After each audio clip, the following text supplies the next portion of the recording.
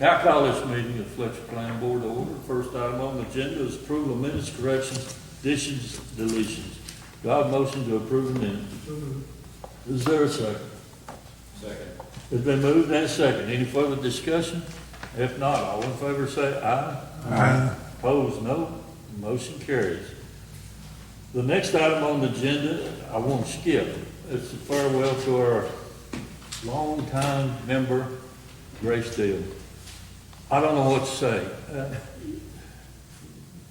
I'll let everybody else speak before I say anything, but I really do appreciate what you've done for us. And you're dedicated not only to the town, but to the library project and so many other things. But I'll let the rest of the board speak before I say anything.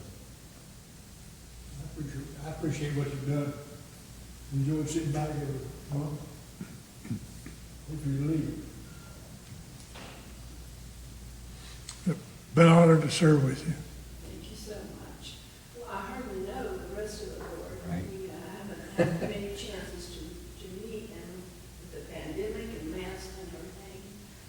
But I have really, really enjoyed, I want to use the word service to the town of Fletcher. I love living in Fletcher. I think it's a wonderful place to live. And if I contributed in any way to the benefit of the town of Fletcher, it makes me very, very proud. And I got to work with these two great people. I think they're great employees. I think the town of Fletcher is lucky to have them working in our employ. But also, I'm not going to stay very long. I did want to hear about this project, because this project has been on the board for a long time. And I hope you will excuse me if I slip out before the end of the meeting, but I did want to come and say I really appreciated the opportunity to get to know my neighbors for one thing, and my neighborhood. Would it be possible to send her the agenda if she desires it? You know, even now she could, if you want to keep up with what we're doing, and maybe.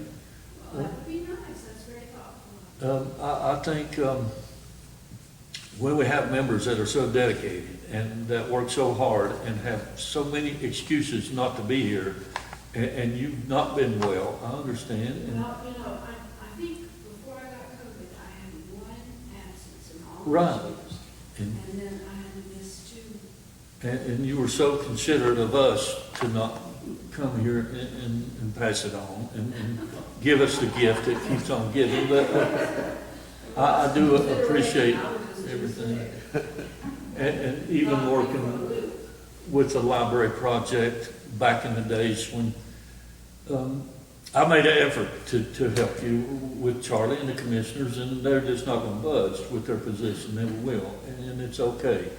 That's their position, and it was discouraging, I know, but you stayed with it, and I really didn't know why anybody could be that dedicated to a project that wasn't gaining ground. You know, it just wasn't progressing, but you stuck with it, and it reflects the dedication you had with us, and I do appreciate you. And if I could give you the key to the city, I'd do it.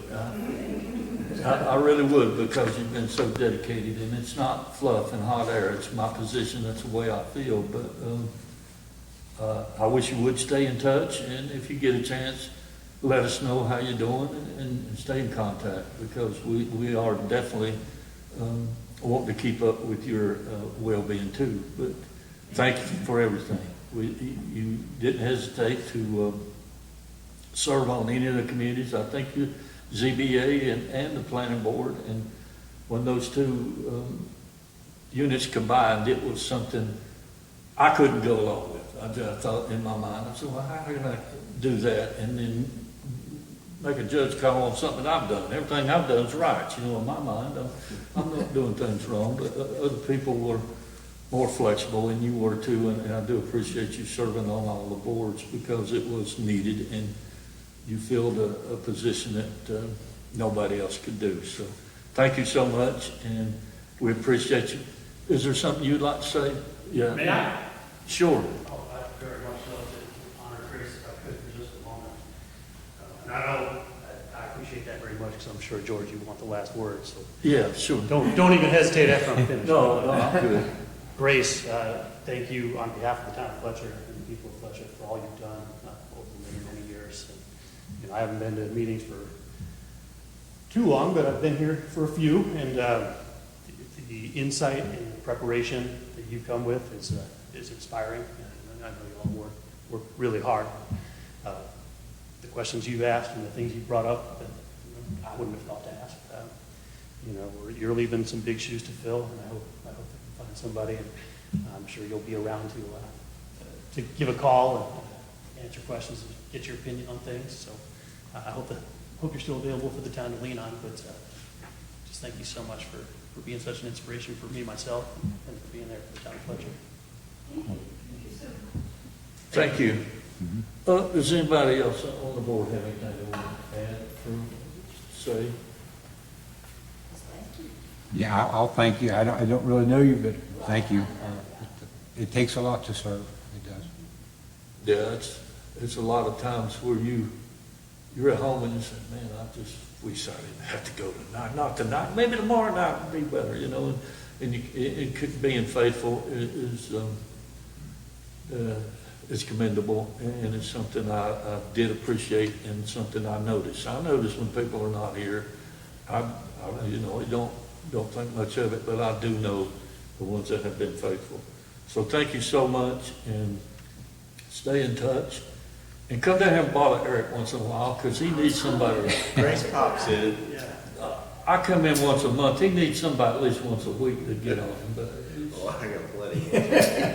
he's Grace can come anytime.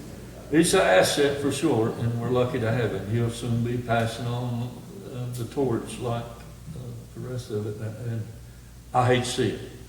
Eric is irreplaceable. There's nobody. Nobody get along. It's still like George. I don't know where George. It's like 3 years now. Yeah, well, it's to me that's a long time, but it'll pass like the military. It was a whisper. Anyway, thank you, Grace. And if you want to leave whenever you feel free, and if you want to walk in here and you're late, don't think twice. You come in here anytime, your door's open. We're glad to have you. All right. The next item on the agenda is update on the status of the Fletcher Town Center project. This time I'd like to recognize Eric Ruffer. Perfect segue. Speaking of projects that are having a hard time getting off the ground, we have this update for you tonight. Like Dwayne, Joe, George, you guys have been around a long time with us. The new folks from this year heard me talk a lot just in our kind of getting to know you meetings about this Heart of Fletcher Town Center project that we're literally has been envisioned in one iteration or another since, around 1999, I think. Well, the first season there was project. discussions in '96, Right. and it was one of the things that it was a wish list back then. It wasn't really a reality. It was just what we wanted. We've hit another road bump, and I'll cut to the, I should have worded my notes in an order that led with this, so I don't keep you in suspense, is that the developer that you met back in March when the overlay review went with you on at least the first phase, that developer has for now terminated the purchase agreement on the property up there. So in your packet, I tried to give you a very, it's a very dry, carefully worded bullet point summary of the events of the last little while on the discussions and whatnot. The developers terminated not to any ill will or anything to do with the town, but we basically, after where we pick up where we left off, you guys approved the Heart of Fletcher overlay review in March on the design review. Developer was supposed to close on the properties in April as per the purchase agreement. However, a project of that scope obviously triggered a traffic impact analysis and thus began a lengthy review with DOT. So, after the planning board review and approval, developer and their team began the necessary steps to continue on with the project. The primary objective at the time to complete traffic impact analysis and obtain driveway permits from the DOT. Since that time, they very quickly ran into kind of delays. DOT itself is a behemoth institution with a lot of hands in the fire and a lot of different local staff that have to look at these things. It had to go to like congestion management in Raleigh, any number of bureaucratic steps that are a part of this process. So we had to delay the closing on the property because early on it was realized that, the developer's not going to close until they see that everything is, set and ready to go. And I didn't really get into the minutia in the bullet point summary because it's real difficult to kind of summarize the last few months. It's when a project like this is going in front of DOT for review on driveway permitting, usually DOT is looking for improvements that could involve anything from extra turn lanes in, looking at their driveway entrances and saying that, no, this one needs to be a right-in, right-out only, any number of iterations. So here, with this development set to, go from this Fanning Bridge corner down to the Howard Gap, there's a lot of points, because there was driveways onto Fanning Bridge, driveway onto Howard Gap, so a couple driveways, I think, onto 25, where existing private named like Depot Street. I think Brick House was going to be closed. But where things started getting interesting was DOT there became sort of what I called creep to it.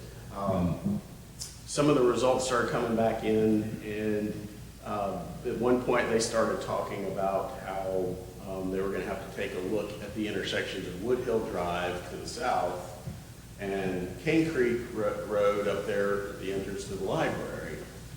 So very quickly there's kind of this sense of, well, how much is the developer really responsible for? So it just kept bogging down. DOT also has been looking at, and this is more due to existing conditions with traffic on 25. DOT has been kind of starting to conceptualize needed improvements for the intersection of Fanning Bridge Road and potentially for Howard Gap. Never mind this development, but I think when this development entered the picture, and I don't know that there would be an admission to this. This is why I didn't put this in the thing. This is because I'm doing some speculating here. There's a residual right-of-way kind of around the clock tower that was going to needed to be acquired from DOT to accommodate the site plan that they had pulled together. Led to believe quite some time ago, well, it shouldn't be an issue to get that. But I have a feeling that some point, somewhere along the way, someone might have been saying, hey, we might be able to get more out of the developer or more out of the town with this right-of-way that's needed as a bargaining chip. So this is pure speculation on my part. That part of it is not, factual. That's just my opinion. But DOT started putting all these ideas forward about, the potential for roundabouts, which cooler heads have around here. There is a story I will get to at the end about a most recent meeting after the developer terminated agreement that is some encouraging. But just to give you an idea of some of the discussions unfolding, there were various options for improvements talked about from these things called bump outs, which I can't really explain what they are. I think they're, it's the kind of things where there's like a divider and then you have to go down one way and come back down the other, just trying to figure out how to better manage traffic along this section. None of them were great options. One option even put forth by DOT was the thought of where Depot Street comes in to potentially cut through and have another railroad crossing to connect to Old Cane Creek here and then extend Old Cane Creek Road up to Howard Gap, which is in the long-range vision for when we get to dealing with hopeful future development back here on the town-owned property on this side of the tracks. But we know realistically it is very, very unlikely that the railroad would ever approve another railroad crossing right in the middle of the Howard Gap and the Fanning Bridge crossings. So anyway, long story short, the developer by October was understandably quite, this having dragged on since April, back and forth, and with ever increasing creep to the what they were potentially being called to look at, the developer backed out. They were coming up on the end of their latest extension, and I guess just didn't want to extend it again. Now, they have said, they wrote in the letter, they found no fault with anything the town had done. They were just basically blasting DOT about the process that led to this. We were feverishly trying to scramble, and we have primarily Mark, our town manager, and the mayor were very involved in trying to keep conversations going. I know they've been talking with various elected officials. There's been discussions with higher up people at DOT, and after the developer terminated the agreement, we did meet with a kind of a section chief or a region chief who's over both divisions 13 and 14. That was a kind of get all the parties to the table. The developer wasn't there, but the developer's engineer still was there, as well as the person contracted to do the traffic impact analysis. The town has, since the developer pulled out, the town has now engaged that engineer doing the traffic impact study to continue the work on the assumption that we can hopefully get this developer back to the table. Because where the developer left things is, so they said this could drag on a year or more. You let us know when this is worked out, and we'll see if we The can. town having to pay for that traffic impact because the developer's out of the loop, or? Yeah, the study. I mean, it's basically a professional service that gets contracted. Normally, the so. developer would pay for it. Yeah, and they were spending money on the traffic impact analysis, but it came to a point where they're like, we're not going to spend any more on this. So And now they're studying Buncombe County and giving us a bill on it. well, so at that meeting, and it was, I think it was actually on Halloween. My notes say last week, but that's when I wrote this. Yeah.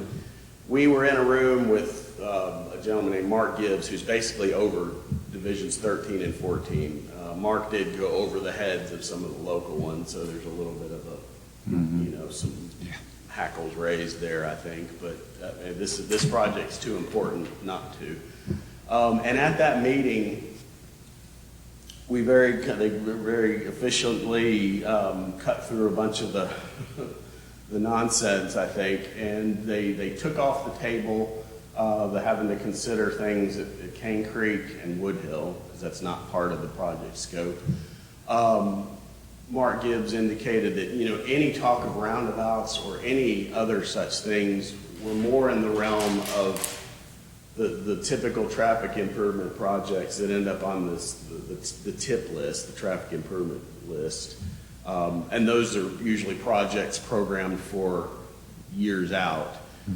So it seemed to me at that meeting that was taken off the table. So what it is now back to is the traffic impact guys got to do a bunch more modeling and stuff back with the project scope. And that there is still hurdles to clear because there's some complex things going on that I can't properly explain to you.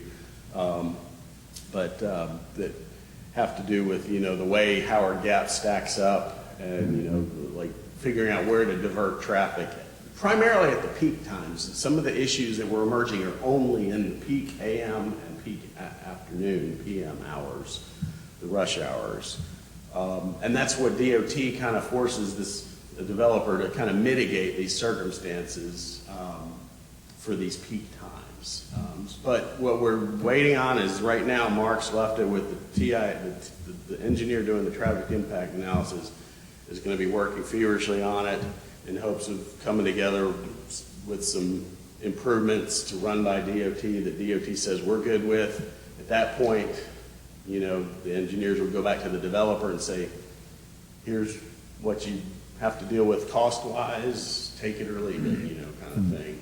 Now, the fact that they terminated agreement, and this is going to be above my pay grade, more in the town management and council realm, is it'll be interesting to see if the developer, uses this as kind of a negotiating tactic to come back and renegotiate a better deal, like if the costs for traffic improvements go up. So that remains to be seen, and I don't want to speculate too heavily on that. Well, you do know that everything is gonna go up between now and the time, if he even does come back.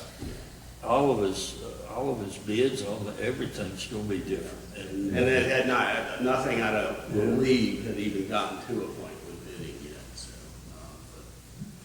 or if they had their contractors picked out. I don't know if it's a private development, I don't know how they. Or they're locked in. About it. Y'all have any question you want to ask or concerns or?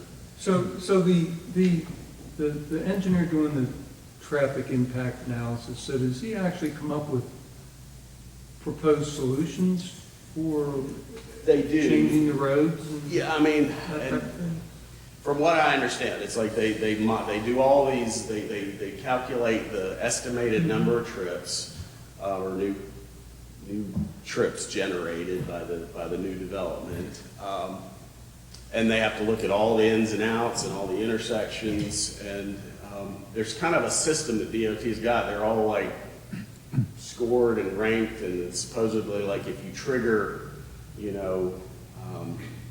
like a decline or a decrease in one of the letter grades, then you're required some mitigation. That's where it was getting to with the Wood Hill and Cane Creek, because there were some, yes, it got taken down a letter grade, but like as the traffic engineer pointed out, like in one case, like it might have gone from like, let's just say the score was 10.1 to a 9.9. That trip, it was a negligible change, but it triggered a letter grade change. So that's where they took off some of those other intersections. And then does the developer, so whatever changes have to, like for instance, the intersection of Howard Gap and 25, there are changes that have to be made because of that development.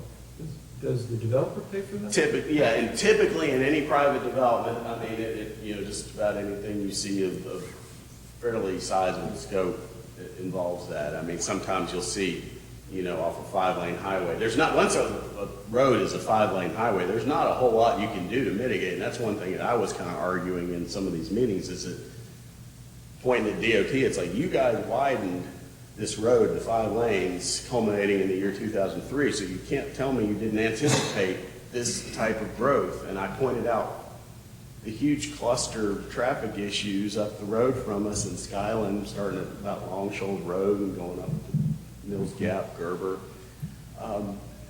It's like, where was there ever talk of like, doing some playing guinea pig with some roundabouts on those sections, or, where were those improvements when you had like the Ingalls complex built, or, some of these other huge development? I just kept kind of whining about how I thought we were being held to a higher standard, which, I mean. It got you really far, didn't it? Yeah, it was been an emotional few months.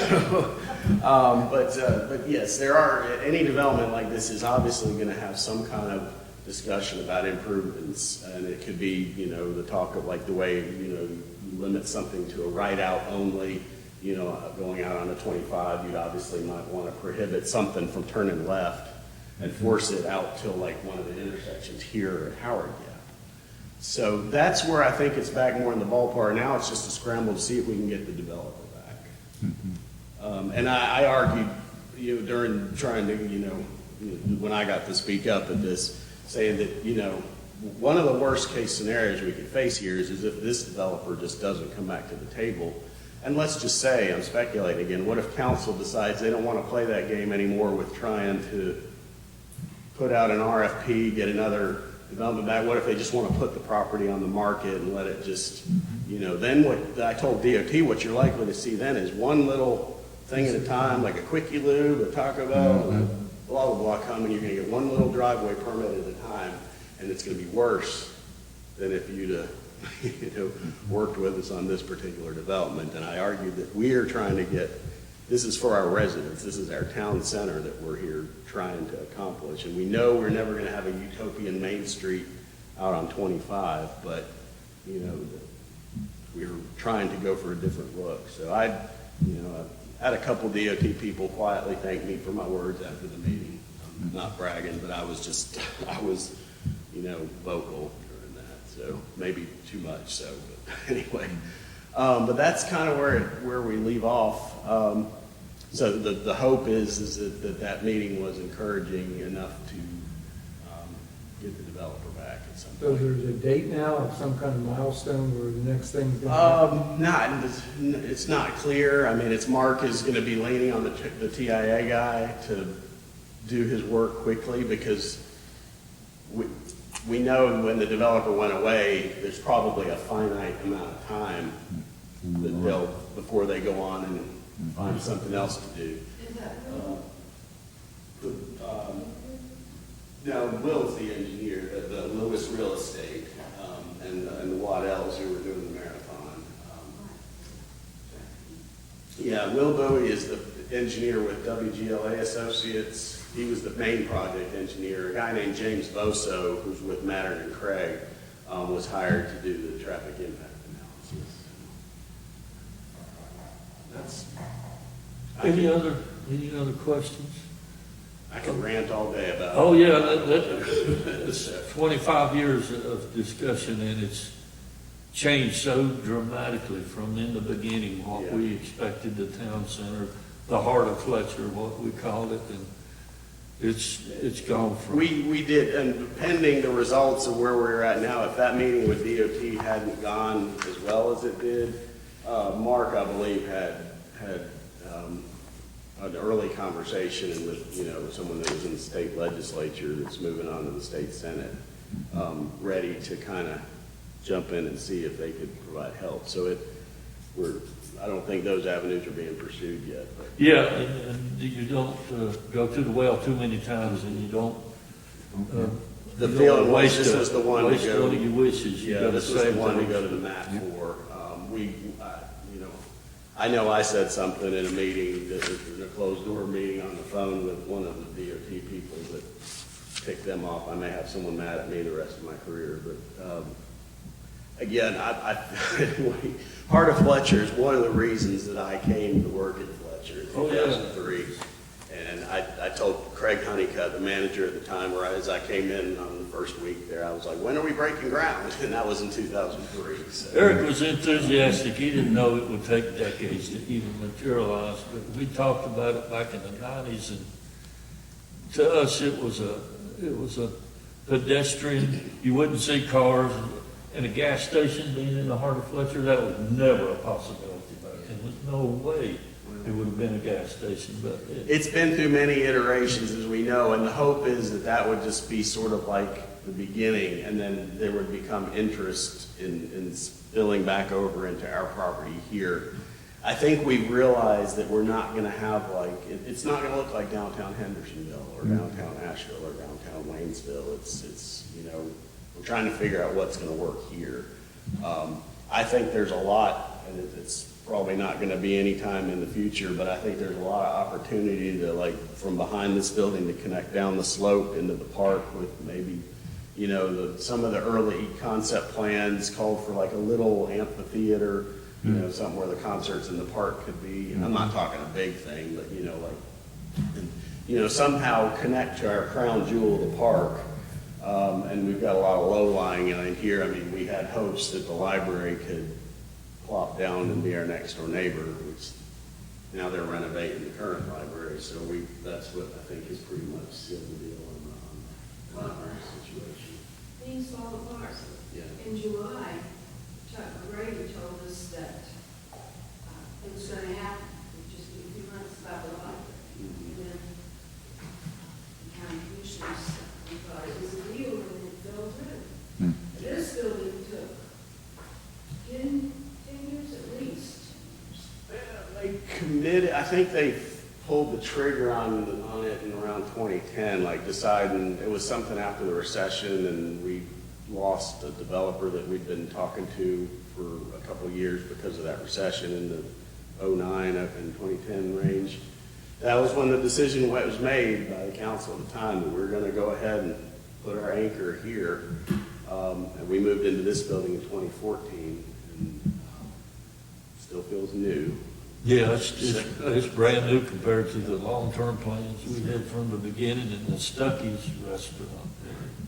But I'll try and update you as I have more news, and my hope is that the next time I'm updating you, it'll be to say that, hey, the developer's back at the table talking again. So, Eric, what's your feeling? The town council's not going to give up on this.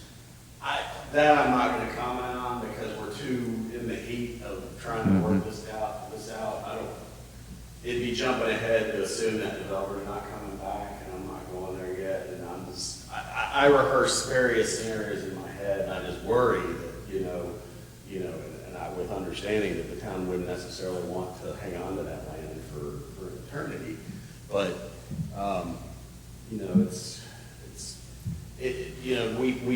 it took for a long time to get the council, finally council agreed to purchase that property, seeing how strategic it was in tying in with this property here that's landlocked beyond the tracks, because we were told over the years by developer after developer that nothing is gonna happen back here until it somehow ties in with the They always told us we needed an anchor store on the corridor Yeah, before we could ever start Again, developing. some of the things, it has ranged, like in the earliest days, even before my time, at one point, the developer was trying to get a buy-low grocery store Yeah, back well, the here. Milo out there. And imagine if that had happened, we'd have an empty, abandoned buy-low store.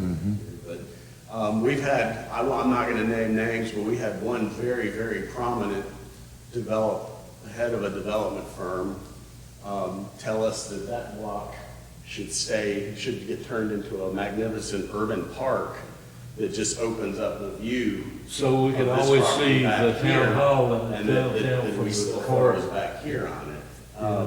That's unbelievable, but, that's when you got plenty of money, you don't have to develop it. Yeah. Did you know, Grace, that this is the third town hall we've had?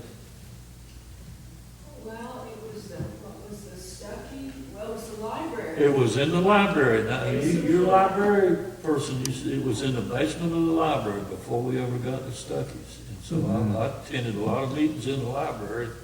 Only time I went, I didn't read, but I go to the meetings. But yeah, the town hall had their meetings in the library in the beginning.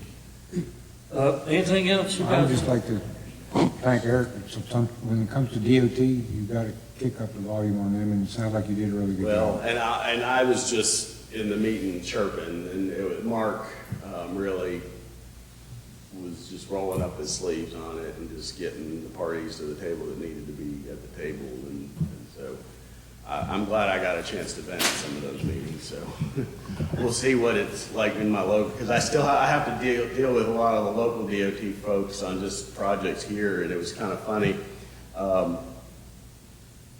The guy, there's been some recent retirements there, and so the guy who's sort of taken over on just, basic driveway permitting or whatnot, I was talking to him about something else, and we just kind of brought up the uncomfortable meeting that we've been a part of, and he basically said that, well, once your mark went to my mark, I became an onlooker. So, Right.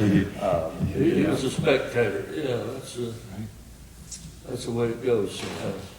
Anybody else got anything before we move on? Thank you, Eric, I appreciate you giving us that. That's something that is on all of our minds for sure. And thank you, Grace, you have a good evening, and you drive safe out there. It's a big mud hole. Next item on the agenda is staff updates and potential pending items. Once again, I recognize Eric. So the email I sent with the meeting reminder and just broaching the subject of are we happy with the time change? No discussion needed, because I've already heard from 4 of you that said keep it as is, and I had meant to say in that email that was the kind of issue that I felt we need 100% unanimous consent to make a change, because we didn't want to disrupt the program for even one person. So I've heard 4 people say stay 6 o'clock on, so that's where we're going to stay. But thanks for that feedback, and don't need to talk about that anymore unless you got anything. The next scheduled meeting would theoretically be December 21st. Historically, because we got a lot of new faces this year, it's sort of evolved to where it used to be we'd get lucky to not have a meeting in December, and over time, we got lucky a lot, so it turned Yeah, into a over routine. time, it's become more when I'm talking to developers. I say generally the board doesn't like to have a meeting in December because it usually falls like heading into Christmas and, you know, quorum could be an issue. So unless we ever have like a developer just standing there tapping his foot saying, no, I need to get on that agenda, I'm trying to stave off a December meeting, and I'll keep you posted on if there's anything like that. There's nothing, no signs pointing to anything crucial that would come up. Do have some things lurking potentially for a January meeting. We'll have a little bit of housekeeping to do in January when we do the yearly chair and vice chair. With Grace's departure, we'll need to, Grace was currently the vice chair of the ZBA component. One of my items for January may very well be a ZBA case. It's not for sure. It could be February, but we may get a sign variance request tied to another development that may come before you for a fee in lieu of on a sidewalk. I won't get into that too much yet because I don't have a submittal. And in case there's any real estate negotiations, I don't want to say who it is. So potentially a couple things lurking for January. In a situation, because we don't have it come up very often, if we have a ZBA case, like a variance request, it is y'all, but we have a different chair person. So the way we've always said we would do it is we'd start the evening with the ZBA function because that's a quasi judicial and there's property owners notified. Joe's the current chair of the ZBA. I'll talk to you, Joe, if we do get a case in, just to refresh ourselves on the slight procedural differences. Again, that is a situation where only 6 of you serve, and currently George, you are an alternate of the ZBA, and I cannot remember. Pat was the other. Pat was the other, and I think I think we did kind of, and we could go back to the minutes, but does anybody remember off the top of their head who was the alternate? Maybe so. We'll check the minutes on that, but now that we're down one with Grace, I don't know exactly when we'll get the seat filled, but we'll circle back on that. But we'll have a little bit of housekeeping to do in January before any items come up that way. When will you post her vacancy? It's advertised this month. I'm not gonna try and get in front of council in December with it because I'm on vacation the week after Thanksgiving, and just with the holidays, it's too complicated. So the idea is that in the council agenda meeting in January, applicants would come introduce themselves, and then the next week, theoretically, an appointment. So it'll pull from some of the previous applicants that we've met this year, and it is technically opened up for new applicants as well. Is it proper to conduct a ZBA meeting without a vice chair? Would that be? The vice chair would only need to chair the meeting if the chair. If the chair wasn't there, but And, I just wonder if it would come up because of the. if Position. there's a case and we don't have a person filling the seat yet, and if Joe wasn't here that night, you know, we could very easily elect a vice chair that night heading into it. It's largely just, it's not any great, you know, Right. legal thing. It's like, you could point, you could elect a vice chair that night that would then sit in for Joe if you weren't able to be here that night. And then take the quorum and make sure that we have the 6, and make sure you as an alternate didn't have to sit in or whatnot, or who, Right. But that's, I think, all I have. Sort of a question, the meeting in December, you said the 21st, that's a Wednesday. Oh, is it? Then that's a typo on my part, so it'd be the Tuesday. I apologize for that. Is the 20th is the Tuesday? Okay. Just want to make sure. Yep. Thank you. I'll make my handwritten note there. But again, I don't think we're going to need a meeting in December, but I'll be keeping in touch. What is the last date for request? I'm backing it up to the day before Thanksgiving. It would normally be the last Wednesday, but I'm away last week, so I've had to bump up, which also makes it more likely that nobody will get That we squeaked won't in. get one. And that's all I can think of right now. January 17th would be that next meeting night. assuming we get items. So, but if nothing else, we would have if we don't have anything submitted, we'll come together and potentially be meeting a new member and getting the chair and vice chairs sworn for the year. Well, do you think that a new member could be that quick? A month? It could be, I mean, whatever day the They- council It will meeting be would on the council agenda for December, and they for could, January. well, oh, yeah, okay, so that meeting would be before ours, and the newest member would only. What was be- it, some of y'all came on literally the day after a council Yeah. meeting, right? Yeah. Because there was a weird quirk of the calendar, so. All Boy, right. it's been a year. I'm telling you, talk about 3 years, been 3 years ago by like a whisper, you'll be wondering where it went. The days are long, the years are short. Don't be marking X's on the calendar, it'll go fast enough. I know you'll be wanting to find a replacement, but anyway, anybody else on the board, do y'all have anything you want to add, or, does anybody else? You got anything, Eric? I'm good. Well, I'll say meeting is adjourned, we don't have to vote anymore, so thank y'all, appreciate you coming by, and I appreciate Kyle words of grace. She has been an asset to this board, and we've been blessed to have her. Good night.